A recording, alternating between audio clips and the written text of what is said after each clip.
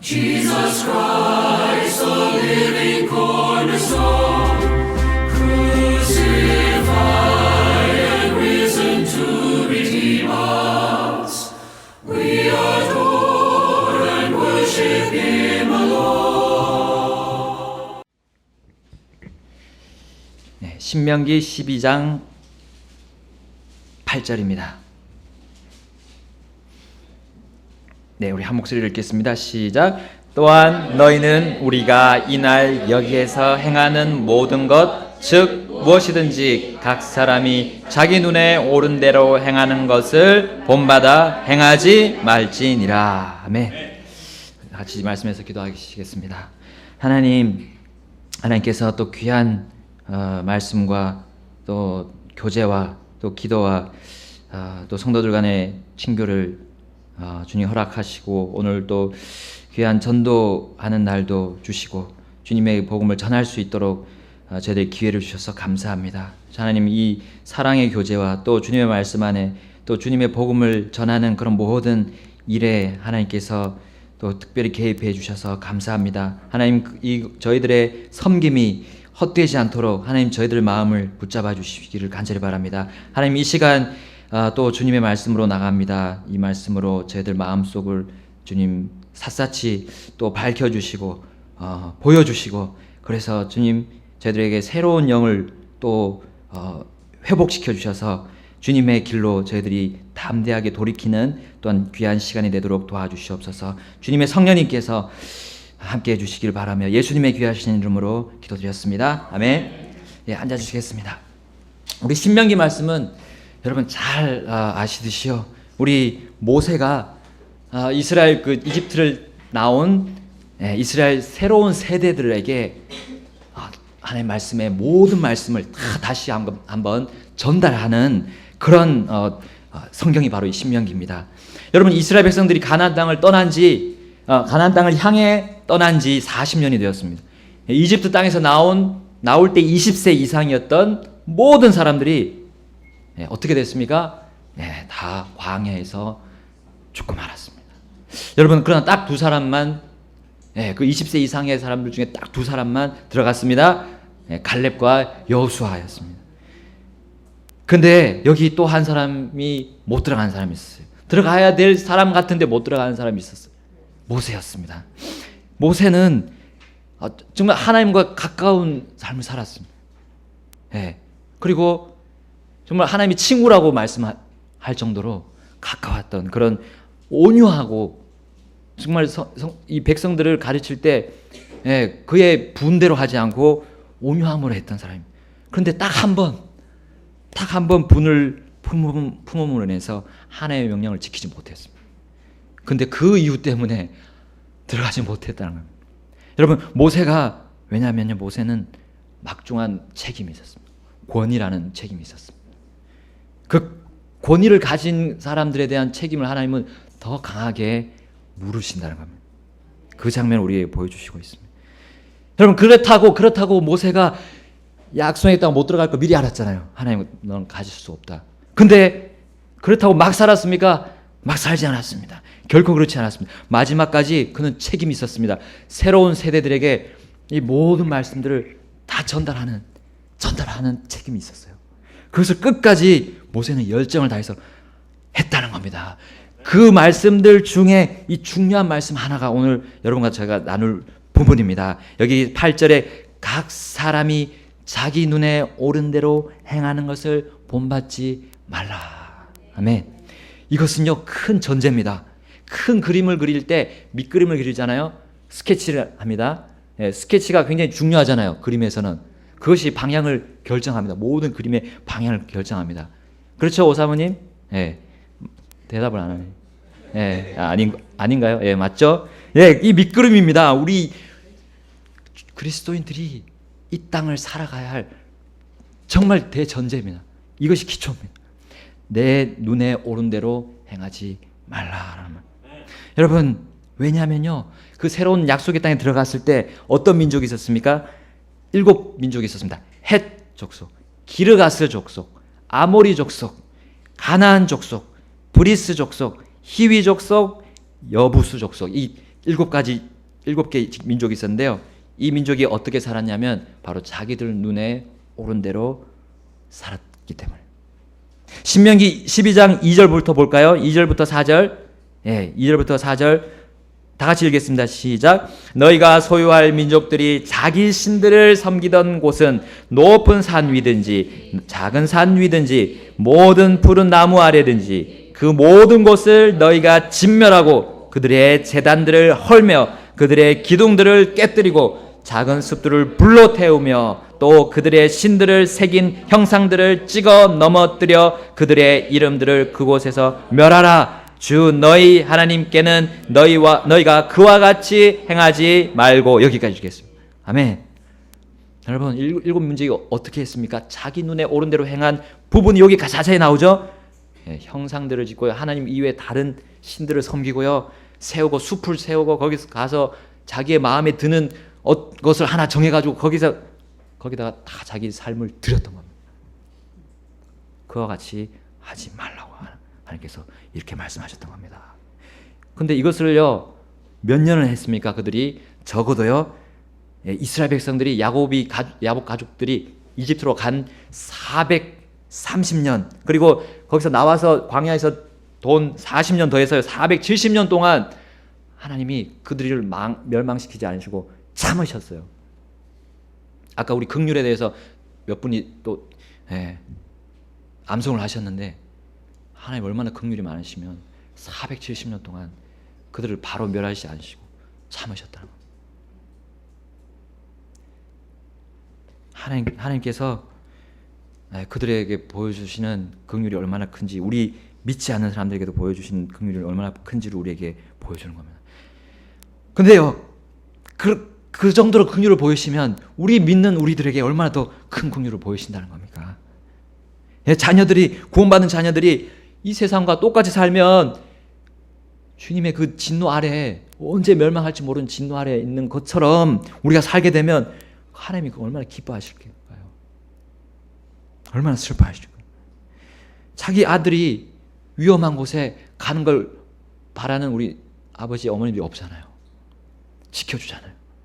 그렇게 아버지 하나님이 우리를 놀라운 사랑으로, 그 거룩하신 사랑으로 우리를 보호하시는데, 우리는 하나님 아버지의 마음을 모르고 우리 눈대로 간다는 것은 그건 정말 안타까운 일입니다. 여러분, 우리 마지막 시대를 사는 우리 교회에게 하나님은 말씀하십니다. 세상은 자기 눈에 오른 대로 행하고 있는 겁니다. 그들은 그렇게 살고요, 그들의 철학, 교육, 그들의 정치, 경제, 이런 모든 부분들이 자기 눈에 오른 대로 가는 겁니다. 가서요 어떻게 됩니까? 그들의 운명은 멸망입니다. 이 7 족속이 완전히 진멸당했습니다. 그럼 이스라엘 백성이 다 쫓아내지 않았지만요, 하나님 다 진멸하라고 했어요. 그게 하나님의 뜻입니다. 어느 때가 되면 그 사람들은 하나님의 진노 아래에 다 멸망할 처지에 있는 것입니다. 요한복음 3장 36절에 그렇게 말씀합니다. 아들을 믿는 자에게는 영존하는 생명이 있고 아들을 믿지 않는 자는 생명을 보지 못하고 도리어 하나님의 진노가 그 위에 머물러 있느니라. 아멘. 여러분, 이 세대, 이 복음을 듣고도 믿지 않는 세대들은 진노 위에 있고요, 자기 눈에 오른 대로 가고 있습니다. 오른 대로 가고 있습니다. 그래서 본받지 말라는 거예요. 오늘 우리 특별히 사사기 말씀을 통해서 우리 정말 이 세대를 본받아야 할지, 그리고 잘못돼 나가는 그리스도인들을, 자기 눈대로 나가는 그리스도인들을 본받아야 할지 말아야 할지 결단하겠습니다. 우리 사사기 17장 1절에 가겠습니다. 우리 좀 넘어가서요. 사사기 1장 17장 1절입니다.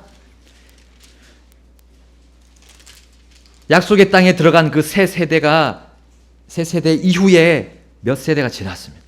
한 몇백 년이 지난 것 같아요. 17장 1절에 그들이 정말 모세를 통해서 마지막으로 말씀하신 너희들의 눈에, 각자의 자기 눈에 오른 대로 행하지 말라는 그 말씀을 순종했는지 한번 보겠습니다. 17장 1절부터 6절을 보겠습니다.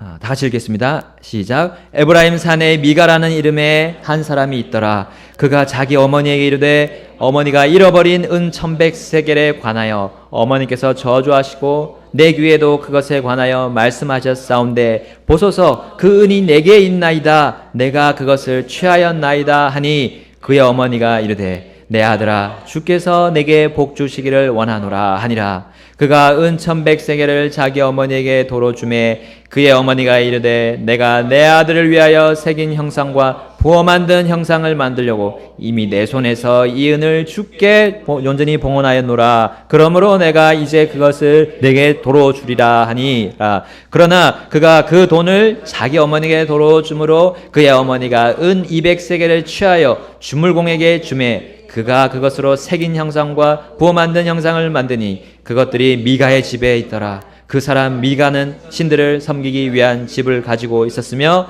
에봇과 드라빔을 만들었고 자기 아들들 중에서 하나를 구분하여 자기 제사장으로 삼았더라. 그때에는 이스라엘에 왕이 없었으므로 사람마다 자기 눈에 옳은 것을 행하였더라. 아멘. 여러분 여기 미가라는 사람이 나옵니다. 미가라는 사람이 나왔고요. 그리고 미가는 자기 어머니의 재산을 훔쳤습니다. 무려 은 한 10kg 정도 될 것 같습니다. 여기 현 시세로 하면 한 5, 600만 원 정도 될 것 같습니다. 그것을 어머니 돈이었는데 훔쳤어요. 엄연히 도둑질이었습니다. 근데 그리고 어머니가 그것을 잃어버렸다고 얘기했을 때 그때서야 그 아들이 이거 제가 가지고 갔습니다. 그때에 어떤 반응이 있어야 될까요? 올바른 어머니라면 매를 들든지 혼내야 됩니다. 근데 어떻게 했습니까? 내 아들아 주께서 내게 복 주시기를 원하노라. 이 말이 대체 무엇일까요? 이것이 어떤 교육의 방식일까요? 여러분 왜 이렇게 말했는지 우리 3절에 가게 되면 어머니가 그 변명 아닌 변명을 합니다. 내가 내 아들을 위하여 새긴 형상과 부어 만든 형상을 만들려고 이미 내 손에서 이 은을 주께 온전히 봉헌하였노라. 그러므로 내가 그것을 내게 도로 주리라. 어머니가 이것이 그 아들을 위하여 이미 형상을 만들고 또 주님께 봉헌했다고 했습니다. 주님 겁니까 이게요? 주님 거 아니었습니다. 누구를 위하여? 아들을 위해서 그것을 준비했고요. 사실은 아들 거라고 뒤에 나오고 있습니다. 이것은 너 거니까 너에게 도로 주겠다 해서. 여러분 헌금을 했습니다. 근데 그 헌금이 하나님께 드린 게 아니라 아들에게 드린 겁니다. 그 어머니의 최고의 가치, 이 세상을 사는 그 어머니의 눈에 보이는 최고의 가치는 아들이었습니다. 그 새겨서 만든 형상, 부어 만든 우상들 그건 사실 아들에게 주는 겁니다. 그러니까 아들이 신이었습니다. 하나님이었습니다. 여러분 아들은 이 돈을 받을 수가 없었습니다. 모르겠어요. 하나님의 법도를 잘 알았는지 양심이 찔렸는지 모르겠지만 어머니가 돌려주려고 했습니다. 그래서 돌려주었어요. 그런데 4절 5절 보니까 반전이죠. 어머니가 받은 그 돈으로 형상을 만들었고 그것이 누구의 집에 있었냐면 미가의 집에 있었습니다. 미가의 집안을 한번 이렇게 들여다 보니까요. 거기에 그 9절에 보면 각종 신들을 만든 사람이었습니다. 형상을 만들고 하나님 위에 신들을 섬기도록 부추기고 그것을 가지고 장사를 했던 사람이 바로 미가였습니다. 거기에 에봇도 있었어요. 에봇은 무엇입니까? 하나님과 교제할 때 쓰는 제사장들이 입는 하나님의 일을 하고 그 제사를 드릴 때 입는 옷이었습니다. 그것도 만들었어요, 이 사람이. 근데 그거는 하나님과 교제하려고 한 겁니까? 아니었습니다. 자기의 하나님을 섬기려고 했습니다. 그 하나님은 그 조상들에게 말씀해 주신 하나님께서 대대로 내려주신 그 하나님의 법도가 아니라요. 자기가 자기 눈에 옳은 법도였습니다. 자기 눈대로 살아가는 욕심과 정욕으로 가득한 그런 미가였습니다. 물론 그가 그렇게 살게 된 게 누구의 교육이었죠? 어머니였습니다. 그 어머니도 자기 눈에 옳은 대로 교육을 했기 때문입니다. 하나님의 눈이 아니라요, 자기의 눈으로 교육을 했습니다. 여러분, 사사기 17장 7절 13절에 보면, 7절에서 13절 보면 거기 레위인이 그 집에, 미가의 집에 왔습니다. 그리고 그를 제사장으로 고용했습니다. 아, 하나님이 말씀하신 그 제사장 레위 사람이 왔구나. 근데 그 레위 사람이 아론의 자손인지는 모르겠어요. 그 말이 안 나옵니다. 아론의 자손만 제사장이 될 수 있었어요.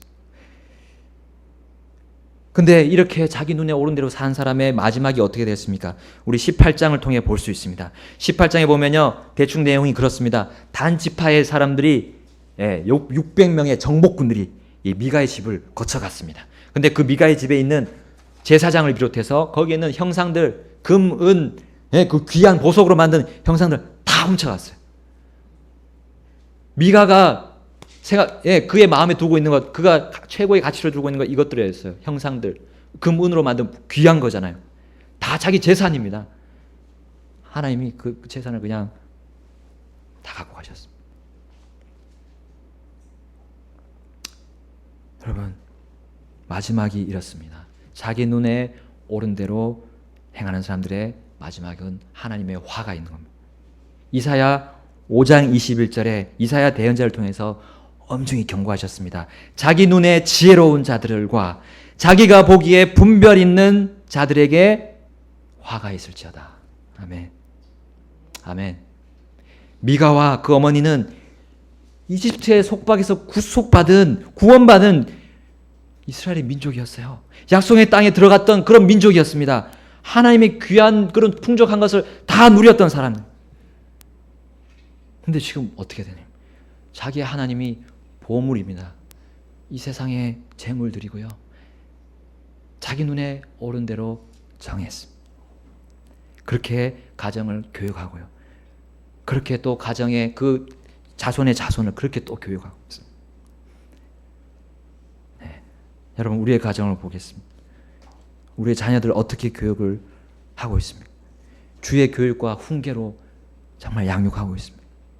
어릴 때부터요, 주의 말씀을 듣고 읽고 묵상하고요, 또 실천하는 훈련을 가정에 가장 우선에 두고 있습니까? 여러분, 하나님의 말씀에 조금이라도 반대되는 것이 가정으로 들어올 때 쓰레기통에 집어넣습니까? 여러분, 세상에 더럽고 그 추악한 배설물들 같은 그런 논리들, 교육들, 방식들 어떻게 처리하고 있습니까? 바로바로 깨끗이 정결하게 말씀으로 씻고 있습니까? 여러분, 오늘 요즘에 메르스 때문에 막 손 씻고 정말 정결하게 하는 그런 운동이 많이 벌어지고 있습니다.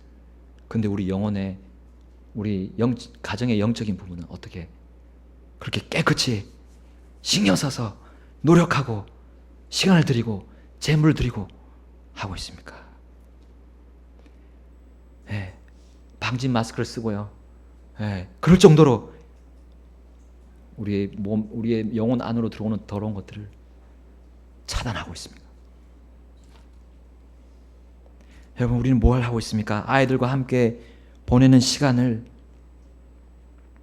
가치 없다고 생각합니까? 아닙니다. 여러분,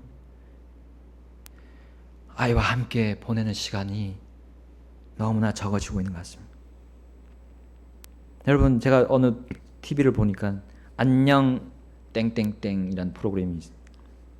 거기에 보면 각종 사람들이 나오는데 집안에 가족들 탁 팽개치고 자기의 일만 하는 사람들이 진짜 다양하게 나오더라고요. 뭐 다양합니다. 뭐 모기 수집하는 거 하는 사람, 뭐 또 만드는 사람. 근데 가정의 교육은 팽개칩니다.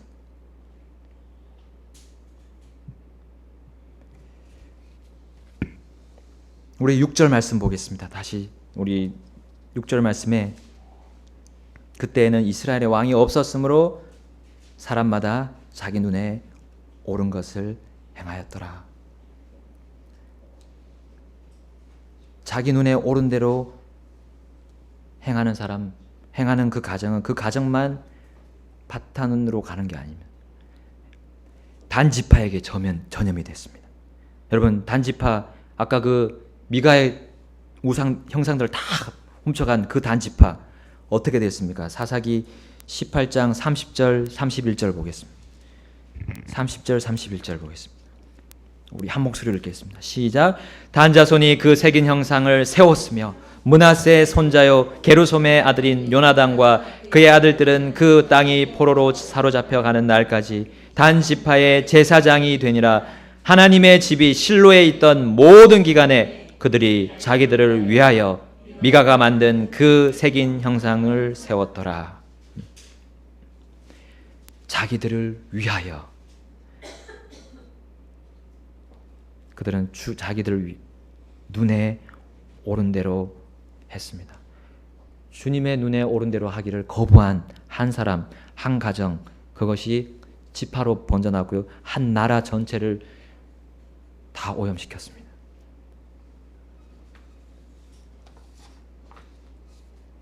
여러분, 그들의 삶의 과정은 좋고 나쁨이 그것이 중요한 것이 아니라요. 주님을 거부하는 그들의 운명은 하나님의 진노 아래에 있게 되는 것입니다. 여러분, 이것이 이스라엘 전역으로 넘쳐가 나간 것을 우리 보겠습니다. 사사기 19장 말씀으로 넘어가겠습니다. 사사기 19장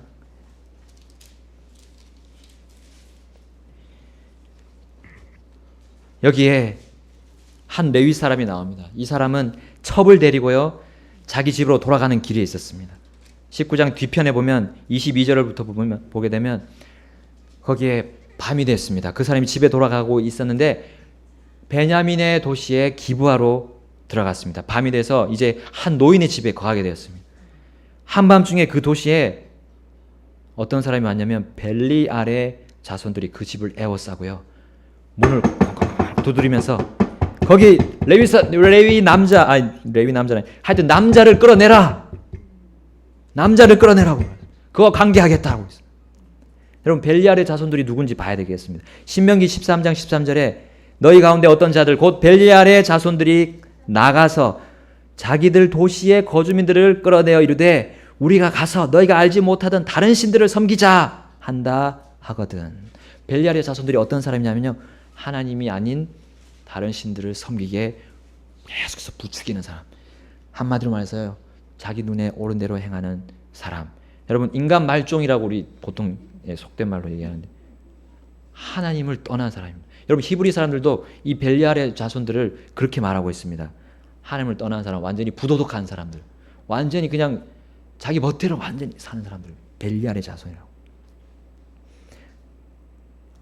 또 나아가서는요, 그 벨리알의 자손들이 그냥 사탄이라고 해요. 마귀라고 얘기했습니다. 이 히브리 사람들. 여러분, 이 사람들을 어떻게 해라 했냐? 신명기 13장에 그들에 대해서 어떻게, 만약에 이런 벨리알의 자손이 있다면 어떻게 하라고 했냐면요, 14장 14절부터 18절에 너는 조사하고 살펴보고 부지런히 물어보되 보라, 그것이 사실이며 그 일이 확실하여 그런 가증한 일이 너희 가운데 이루어졌으면 너는 반드시 그 도시의 거주민들을 칼날로 치고 그 도시와 그 안에 있는 모든 것과 그곳의 가축을 칼날로 진멸하며 또 그 도시에서 얻은 모든 노량물을 그 도시의 거리 한가운데 모으고 주 내 하나님을 위하여 그 도시와 그곳의 모든 노량물을 불로 태우라. 그 도시는 영원히 폐허더미가 되어 다시 건축되지 아니하리라. 너는 저주받은 물건에 조금도 내 손을 대지 말라. 그리하면 주께서 자신의 맹렬한 분노를 돌이키시고 내게 긍휼을 베푸시며 너를 불쌍히 여기사 내 조상들에게 맹세하신 것 같이 너를 번성하게 하시리니 곧 내가 주 내 하나님의 음성에 귀를 기울이고 이날 내가 내게 명령하는 그분의 모든 명령을 지키고 주 내 하나님 눈에 올바른 것을 행할 때에 그와 같이 하시리라. 아멘. 여러분, 벨리알의 자손들 완전히 진멸하라고 있습니다. 자, 여기 벨리알의 자손들이 문을 부수려고 이제 태세를 갖추고 있습니다. 그랬더니 어떻게 했습니까? 그 집 주인이 레위 남자를 구하기 위해서요, 자기 처녀딸이 있었어요. 그 처녀딸과 레위의 그 첩을 주겠으니까 이 남자 건들지 말라고. 그랬을 때 어떻게 했습니까? 레위 남자가 자기 첩을 빨리 내보냈습니다. 그 첩이 죽었습니다. 죽고 그 다음날 그 시체가 레위 남자 앞에 보였습니다. 레위 남자가 어떻게 했습니까? 그 시체를 끌고 집으로 가서요, 조각으로 나눠서 12조각으로 나눠서 이스라엘 지파들에게 다 보냈습니다. 12조각. 이것을 받은 그 이스라엘 지파의 장로들이 그 자초지경을 다 듣게 되었어요. 벨리알의 자손들이 베냐민 족속 안에 있구나. 그래서 모든 지파들이 다 모였습니다. 미스바로 다 모여서 이 베냐민에 속해 있는 이 말씀대로, 아까 그 신명기 말씀대로 다 진멸하기 위해서 다 모였습니다. 그리고 베냐민 자손에게 그 벨리알 자손을 다 끌어내라고, 우리가 그들 다 진멸하겠다 했을 때 베냐민 족속들이 말을 듣지 않았습니다. 싸움이 났어요. 동족 간에 싸움이 났습니다. 어쩔 수 없는 싸움이요. 근데 어떻게 됐습니까? 거기에 다 죽었어요. 남자 600명만 빼고요, 베냐민 족속이 완전히 몰살 당했습니다. 여러분, 여기까지 이스라엘 장로들이 그 주님의 말씀의 명령에 옳은 대로, 주님의 눈에 옳은 대로 행했습니다. 그런데요, 사사기 21장으로 가보니까요, 그 남아있는 베냐민 600명 남자를 때문에 마음이 아팠던 겁니다. 그리고 그들에게 아내를 주기 위해서 어떤 일을 저질렀습니까? 죽여야 되지 않을, 말살시키지 말아야 될 길르앗 야베스 민족을 진멸해 버렸습니다. 왜냐하면요, 그 싸움에 올라오지 않았다고 해서. 진멸하고 그 남은 처녀 400명이 남게 됐는데, 그 남은 400명만 그 아내들에게, 베냐민 600명의 남자들에게 주었습니다. 200명이 부족합니다. 200명이 부족합니다. 그 200명을 어떻게 했습니까? 21장 끝에 보게 되면 그들은 실로에서, 주의 명절에 실로라는 그곳에서 처녀들이 나와서 춤을 추는 그런 풍속이 있음을 알아냈습니다. 그래서 어떻게 했습니까?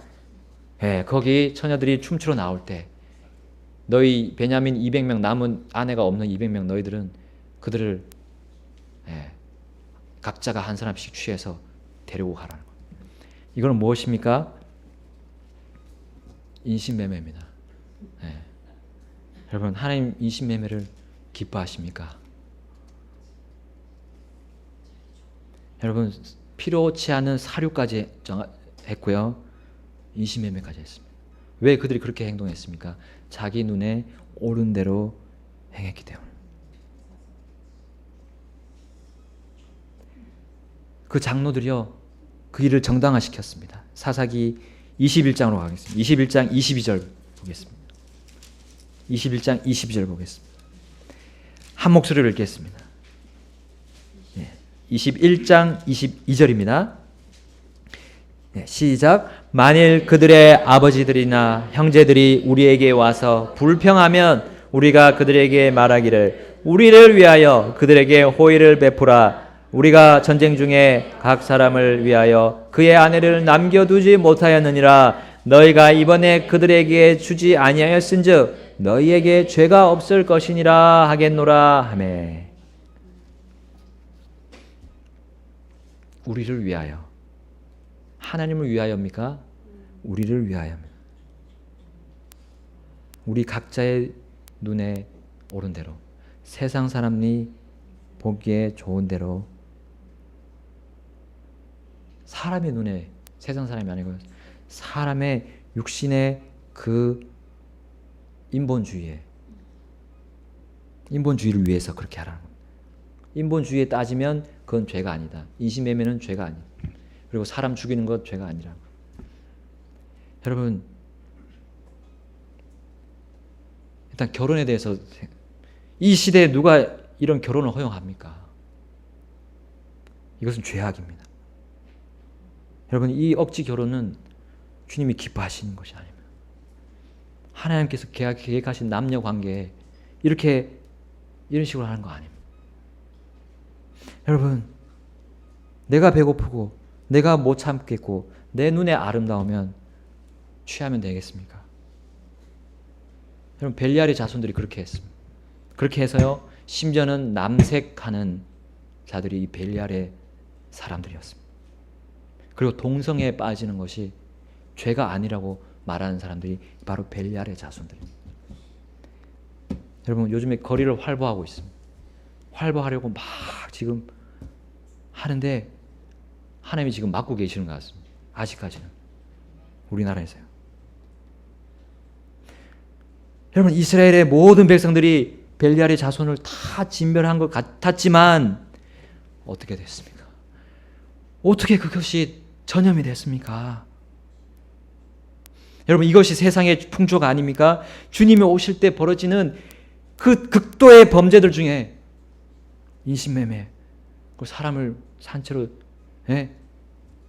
데려가고 죽이고,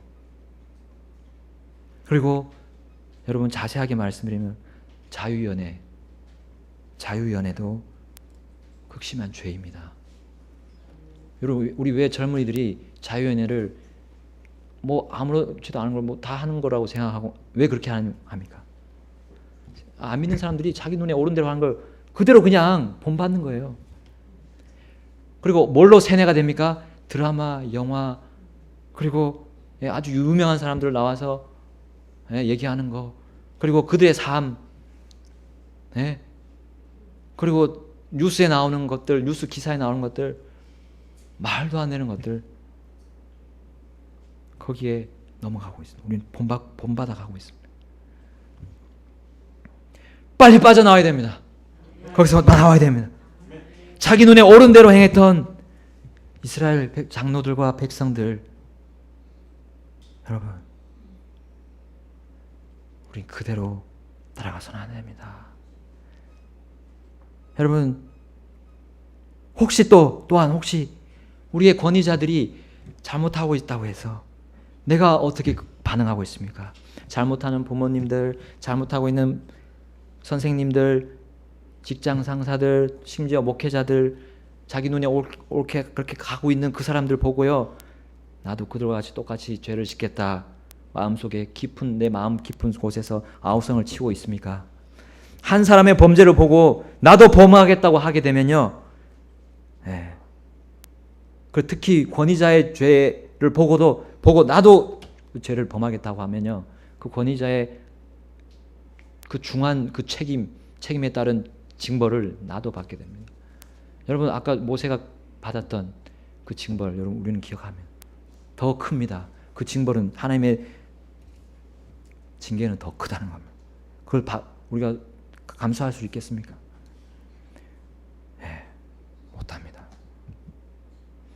여러분 하나님의 징계는 엄청나게 무섭습니다. 히브리서 10장 31절에 살아계신 하나님의 손안에 떨어지는 것은 두려운 일이다 라고 말씀하고 있습니다.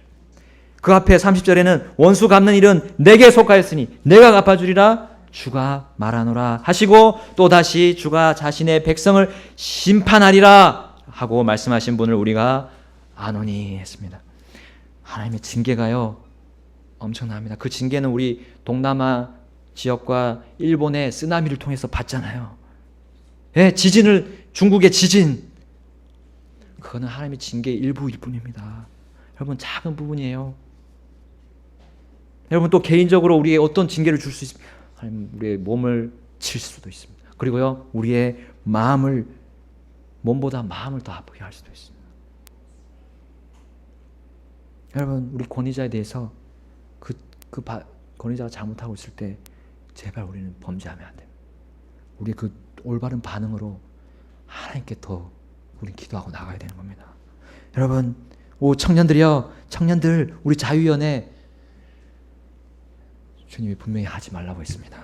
학교에서 공부할 나이에 공부하는 것이 우리 학생들에게, 대학생들에게 주어진 건데요, 사귈 생각하지 마십시오. 결코요. 그렇게 하면요 어떻게 됩니까? 벨리알의 자손을 본받는 겁니다.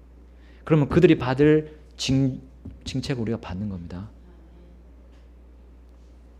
우리 주 안에서 청년들, 어린이들 주 안에서 순종합시다. 권위자들이 교리에서 벗어나 하나님의 말씀에서 벗어나는 일이 있더라도 복잡하게 생각하지 마시고 주 안에서 순종하라 했습니다. 이해하는 겁니다. 그리고 그 심판은 하나님께 맡겨요. 앙심을 품으면 품을수록 나도 똑같이 그것을 받게 된다. 주님의 징계를 받게 된다. 나의 지혜와 논리로 우리 그분들 판단하지 마십시오. 하나님의 말씀에 기준해서 판단하게 되면요, 나는 결코 분노할 것도 없고요, 도를 넘어서지 않습니다. 겸손하게 됩니다. 우리 하나님의 눈에 오른 대로 봅시다. 하나님의 눈에 오른 대로. 우리 육체적인 눈이 있습니다. 연약한 눈이 있어요. 이거로는 우리는 볼 수가 없습니다. 그러나 하나님이 주시는, 다윗에게 주셨던 그 놀라운 힘을, 하나님 눈으로 볼 수 있는 그 눈, 하나님의 마음을 읽을 수 있는 그 마음을 달라고 기도해야 됩니다. 아멘. 나는 자기 눈에 오른 대로 행하는 이 멸망의 세대에서 어떻게 그들 속에서 나 자신이 흔들리지 않고 이렇게 설 수 있을까요? 여러분, 먼저 시편 119편을 보겠습니다. 세 가지로 보겠습니다. 시편 119편 53절입니다. 시편 119편 53절입니다. 우리 한 목소리로 읽겠습니다. 시편 119편 53절 시작. 주의 법을 버리는 사악한 자들로 인하여 공포가 나를 사로잡았사오나. 아멘. 여러분, 메르스에 대한 위기의식과 우리 공포심이 엄청 많습니다. 오늘 나가니까 사람들이 많이 없습니다. 네, 사람들이 안 나와요. 여러분, 근데 그거보다 주님의 법을 버리는 그것으로 인해 공포를 가졌습니다. 이 시편 기자. 그거는 엄청 더 큰 질병을 우리에게 준다는 것을, 전염을 시킨다는 것을, 정말 극심한 좋지 않은 것을 전염시킨다는 걸 우리 오늘 봤기 때문입니다. 우리를 완전히 오염시키는 모습을 볼 수가 있고요. 나아가서 전 민족을 타락의 길로 빠지게 했습니다. 우리는 하나님의 법을 가지고 그 법을 하나의 안경으로 비유해서요, 그것을 끼고 봐야 됩니다. 우리의 눈으로는 결코 이 세상을 올바로 판단하고 평가할 수가 없습니다. 주님의 법입니다.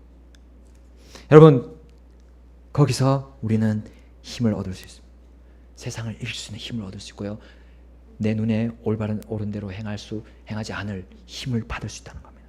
잠언 14장 8절에 또 이렇게 말씀합니다. 분별 있는 자의 지혜는 그의 길을 깨닫는 것이나 어리석은 자들의 어리석음은 속이는 것이니라.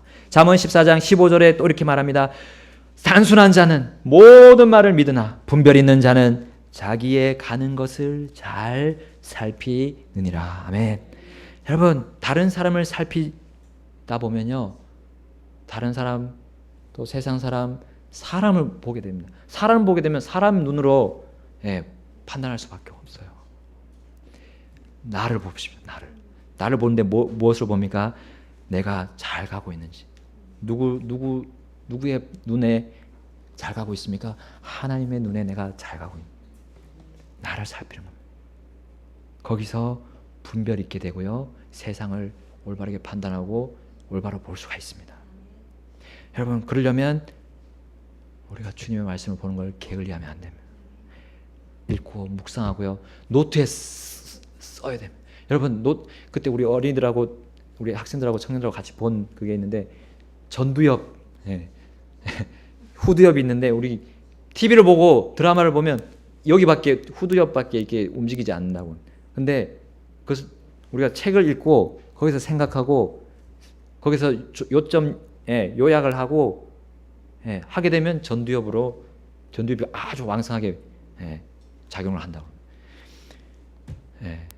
그게 문제가 아니고요, 하나님의 말씀을 들었으면 표현을 해야 됩니다. 표현을 하는 게 그 먼저가 쓰는 겁니다. 왜 경건의 노트라는 게 계속 우리 와 있었겠습니까, 지금까지? 그것이 많은 사람을 변화시켰습니다. 우리 받을 수 없는 힘을 하나님부터 받았기 때문입니다. 거기서요, 써야 됩니다. 마지막으로는 우리 사무엘상 1장 15절을 보겠습니다. 사무엘상 1장 15절, 우리 한나의 예를 보겠습니다.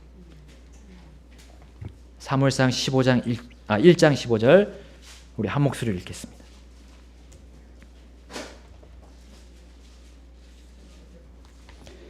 자, 사무엘상 1장 15절 아직 안 찾으셨어요? 하나 둘 셋 시작. 안나가 대답하여 이르되 내 주여 그렇지 아니하니이다. 나는 영이 슬픈 여자이니이다. 내가 포도주나 독주를 마시지 아니하고 다만 주 앞에 내 혼을 쏟아 놓았을 뿐이오니. 아멘. 아멘. 여러분, 한나는 어떤 가정이었습니까? 한나는 또 어떤 삶을 살고 있었습니까? 그 자기 남편 엘가나의 아내였고요. 또 다른 아내가 있었습니다. 브닌나라는 아내가 있었습니다. 브닌나는 애를 낳았어. 근데 한나는 애를 낳지 못했어. 근데 애를 낳지 못하는 그 고통이 고통이 아니었어요. 사실은 브닌나가 옆에서 한나를 계속 자극하는, 계속 찌르고 너 애도 없으면서 뭘 무슨 아내냐, 응? 어떻게 네가 사랑을 받느냐. 왜냐하면 사랑을 더 많이 받았거든요. 엘가나에게, 남편에게 사랑을 더 많이 받았. 그러니까 계속 찌르는 거예요. 그것이 얼마나 힘들었는지 그가 하나님 앞에 와서 지금 어떻게 합니까? 혼을 완전히 쏟아내면서 기도하고 있습니다. 여러분, 그 삶에서 아니 남편에게 더 사랑을 받았으면 마음을 조금 고쳐 다른 쪽으로 자기 눈에 오른 대로 하게 되면 어떻게 되면 그냥 쫓아내버릴 수도 있잖아요.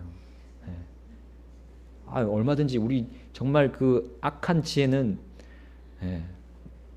빨리빨리 돌아가지 않습니까? 근데 왜 고통을 당할 필요가 없잖아요. 근데 왜 고통을 당했습니까? 바로 하나님의 눈으로 그 상황을 보려고 했습니다. 한나는 자기 눈으로 보려고 하지 않았습니다. 벌써 쫓아냈죠. 그녀의 기도 내용이 1장 10절 11절에 나옵니다. 거기 보겠습니다. 1장 10절 11절 시작. 그녀가 혼이 쓰라린 가운데 주께 기도하고 심히 통곡하며 서원하여 이르되 오 만군의 주여, 만일 주께서 참으로 주의 여종의 고통을 돌아보시고 나를 기억하시며 주의 여종을 잊지 아니하사 주의 여종에게 사내 아이를 주시면 내가 그의 평생토록 그를 주께 드리고 삭도를 그의 머리에 대지 아니하겠나이다 하니라. 아멘. 여러분, 이 한나가 지내던 시절이 어느 시대입니까? 아까 봤던 우리 사사시대입니다. 사사시대에 완전히 하나님의 말씀이 희귀해서요, 이 엘리 제사장조차도 말씀을 분별하지 못하고 구별하지 못했던 그런 암흑의 때였습니다. 암흑의 때요. 거기서 한나가요 지금 이렇게 기도하고 있습니다. 아들을 낳으면요 자기를 가지는 게 아니라 어떻게 한다고요? 주님께 드리겠다고 했습니다. 삭도를 대지 않겠다는 것은 어떤 의미입니까? 그 당시 나사르 사람, 바로 하나님 일에 완전히 드리는 겁니다. 지금으로 말하면 목회자, 사역자, 풀타임 사역자, 목회자 완전히 드리는 겁니다. 이것은요 그 시대 상황을 한나가 알고 있었습니다. 자기 눈에 오른 대로 행했던 시대, 그 시대였던 걸 직시하고 있었습니다. 그리고 이 시대를 좀 구원해 주십시오 하는 겁니다. 그 마음이 담겨 있습니다. 제발 이 마지막 때, 이 시대 때 주님 말씀이 흥황할 수 있도록, 하나님이 하시고자 하는 그 일이 좀 불어날 수 있도록 내 아들을 드리겠습니다. 여러분, 한나는 개인적인 필요를 말하는 것이 아니었습니다. 브닌나의 콧대를 꺾어달라는 그런 기도도 아니었습니다. 그녀의 기도의 동기는 하나님의 눈에 오른 대로 내 삶을 드리겠습니다 하는 겁니다. 그리고 내 가정이 그렇게 하겠습니다. 그리고 내 아들, 내 자녀들이 그렇게 하기를, 그렇게 되기를 바라는 것. 그 기도의 제목입니다. 그녀의 눈은 브닌나와의 갈등에 집중되지 않았습니다. 그 갈등, 그 가정 전체의 그 문제를 보게 되었습니다. 가정 전체의 문제요. 그리고 넘어서요, 이 이스라엘 전체, 이 나라 전체의 문제를 보게 되었습니다. 그의 눈이 어떻게 됐습니까? 만약에 자기 눈에 오른 대로 했으면요, 그거 안 보입니다. 내 개인적인 것만 보입니다. 아유, 내가 왜 이렇게 삶이 왜 이렇게 힘드냐? 내가 왜 이렇게 다른 사람들에게 핍박당하고 고난당하고 안 믿는 사람들에게 조롱당하고 정말 이런 상황을 벗어나고 싶다는 그런 눈으로 봤다면 이렇게 기도할 수 있었겠습니까? 그의 눈은, 그의 영안은 영적인 안목이 넓어졌습니다. 왜냐하면 하나님의 눈으로 보기를 갈망했기 때문에. 그랬더니만요, 하나님이 그에게 어떤 눈을 주셨습니까? 다 볼 수 있는, 넓게 볼 수 있는, 깊게 볼 수 있는, 높게 볼 수 있는 통찰력을 그는 받았습니다. 여러분, 로마서 12장 2절 잘 아시죠? 너희는 이 세상에 동화되지 말고 오직 너희 생각을 새롭게 함으로 변화를 받아 하나님의 그 선하시고 받으실 만하며 완전하신 뜻이 무엇인지 입증하도록 하라. 아멘. 아멘.